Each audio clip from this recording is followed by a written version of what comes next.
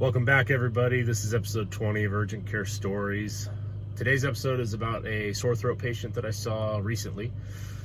Story basically goes like this. This is a 20-something-year-old male, and he comes in with a 3-week history of sore throat and fever. So initially, he went to a different urgent care about 2 weeks ago. At that time, he had had 5-day history of sore throat, fevers, lack of cough, swollen glands, everything that seemed like strep. He says that when he went to that clinic, they checked him for COVID and they thought that he had COVID, but he never heard the results back on his COVID test. He said it didn't feel to him like COVID. He asked them to do a strep test because it felt like he had strep, and they did a strep test and that was negative. That clinic put him on some steroid, which helped alleviate some of the symptoms, but as soon as he finished the 5-day course, his symptoms came right back. Still having fever, still having sore throat. He then presented to our clinic and saw a different provider, and they did an evaluation of him, but they didn't do any strep testing. They didn't do any testing at all. They saw the tonsils. They reported that he had exudate on the tonsils. He had painful lymph nodes on the anterior cervical chain. Given the fevers, they decided to put him on some antibiotics. In this case, they put him on amoxicillin, which is a good antibiotic for strep. He comes back 3 days later now, still complaining of sore throat. It's not getting any better. So as we've discussed in the past, when somebody comes back for the same complaint, you need to increase what you're doing to try to figure out what's going on. So the history we have in summary is a 3-week history of swollen, painful lymph nodes, fevers, lack of cough, sore throat with exudate or pus on the tonsils. It has not responded to antibiotics. It has improved with steroids, but then it worsens again. The guy is feeling tired. He has no energy at all. So what's the differential look like for something like this? Well, when you hear a sore throat or something like this, strep is usually on the list. Remember, our Centaur criteria is kind of what we clue in for strep. So it's C is lack of cough, E is exudate on the tonsils, N is lymph nodes for painful anterior cervical lymphadenopathy, T is temperature. The others are age. So less than 14 is a plus factor. Between 14 and 44 is no risk, no added. And then over 44 is -1 point. So that's our Centaur criteria. He has fever, he has pus, he has painful lymphadenopathy, he has lack of cough. So he's got 4 of the 5. The only one he doesn't have is he's not in the right age group, but he's 4 of the 5 strep criteria. But he had a negative strep test, okay? So strep is on the list. Could it be some sort of resistant bacterial strep? Peritonsillar or retropharyngeal abscesses, we've ruled out with our examination, but they're always on that differential with a sore throat. Mono is on this list, possibly some sort of a sexually transmitted condition like a gonococcal or chlamydial throat infection. Herpes could be on there too. So those are all the types of things that we'd be looking at. So your physical exam is really important in this patient. So what do we see on examination? Well, he has no cough, his lungs are clear, no pain over the sinuses, all that's fine. We feel his neck, and we do feel that he has swollen, tender anterior cervical lymph nodes right in front of the sternocleidomastoid muscle on both sides. And he's also got a couple of posterior cervical lymph nodes on both sides as well.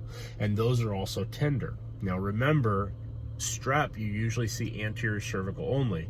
Sometimes when you see those posteriors, you need to be thinking mono. What do we see when we look at the tonsils? Well, looking at the tonsils, they have this kind of purulent look to them, but it's kind of like necrotic looking or dark, kind of a yellow to black, maybe green or gray type of a color. It looks just kind of raw and nasty, but we don't see any peritonsillar abscesses, we don't see any retropharyngeal abscesses, and we don't see any blisters or anything that looks like herpes. So at this point, what do we want to do? Well, I'd like to repeat his strep test. Maybe they didn't do a very good swab the first time. Maybe we can get this. And if it was strep, then maybe we want to consider sending out a culture to know why it's resistant to amoxicillin.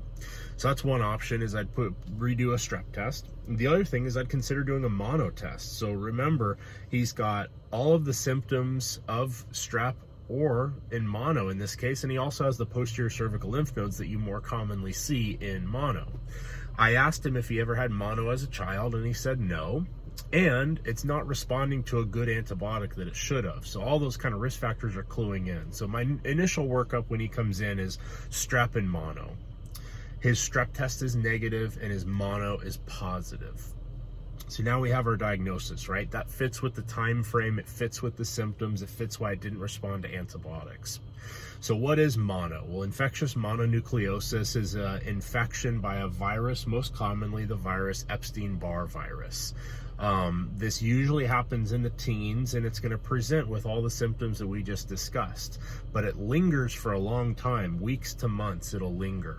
It can also cause rupture of the spleen because the spleen gets enlarged. The spleen is where that viral load is taken to try to destroy and fight that off. So this guy was having some kind of left upper quadrant abdominal pain, but he's not a physically active guy in the sense that he's not getting boxed, he's not getting punched, he doesn't have like a job that would put him at risk of having a rupture like that. So we told him, let's keep you out of the gym for a couple of weeks, let's really rest as much as possible. The research on mono, it depends what you want to do. You can be totally fine just doing supportive care, just saying Tylenol and Motrin, rest, fluids, take it easy, viscous lidocaine for the pain in the throat. Really, this is just going to resolve on its own. You don't need to put them on antibiotics because this is a virus. There is some studies that have shown benefit in doing an antiviral, something like acyclovir, 800 milligrams 5 times a day for about 10 days or so. And then they've also shown benefit in doing some sort of prednisone course. So in this case, he did have benefit from the prednisone in the past. He's really just uncomfortable. He's just really miserable with this. So the prednisone is going to help with the swelling and pain. It's going to give him a little more energy, going to help with the appetite. So I ended up doing a prednisone course for this guy as well. So we put him on 10 days of a prednisone taper, kind of a 60-40-20 type deal. And then we did acyclovir, 800 milligrams 5 times a day for 10 days. And then we did viscous lidocaine as well. Protocol for these people is basically you're considered infectious until the symptoms have improved, but it's such a hard one to nail down exact timing because they're often infectious before they even develop symptoms, and they can be infectious even after symptoms have resolved. So it's really just kind of like a, hey, you're going to be infectious for quite a while. How does this spread? It's saliva. So really that just means this is, they call it Kissing's disease or something like that. It's spread through kissing, right? So teenagers, making out with each other, that's how it spreads. But people of older age groups can also get this. So I tell them just, hey, no sharing spoons or dishes or anything like that with a spouse. No, try to avoid or limit kissing the child, try to avoid kissing wife for a few weeks just until you're feeling better, just to reduce the spread for them. The spread is only about 10%, so it's not like a guarantee that if they kiss somebody else they're gonna get them infected. It's just kind of a risk factor, and it's just kind of a, hey, weigh the risks and benefits of kissing the wife and try to limit that exposure if she's really concerned. So that's the story with this one. He was not concerned about any STDs, so he didn't have to do any send out testing for that stuff. He was in a monogamous relationship, so we're not worried about that. But that's the protocol, or that's kind of the outline. What you can see is that the history to me was telling me a story. The fact that it didn't respond to antibiotics telling me a story, and the fact that it was lasting so long telling me a story. And then his physical exam had posterior cervical lymph nodes that you typically are not going to see with just a classic strep case. So I was proud of myself for this one. I think it's a good catch because 2 other providers had also tried to see this and nobody was getting the right diagnosis. So it was good for the patient to finally have a diagnosis, know what was going on with him and why he was feeling the way that he was. Hopefully this guy has a speedy recovery. We gave him all the warning signs to look out for, discussed medication, so I think he'll be fine long term, but that's kind of the process for mono, guys. Hope you guys enjoyed this episode, and we'll see you later.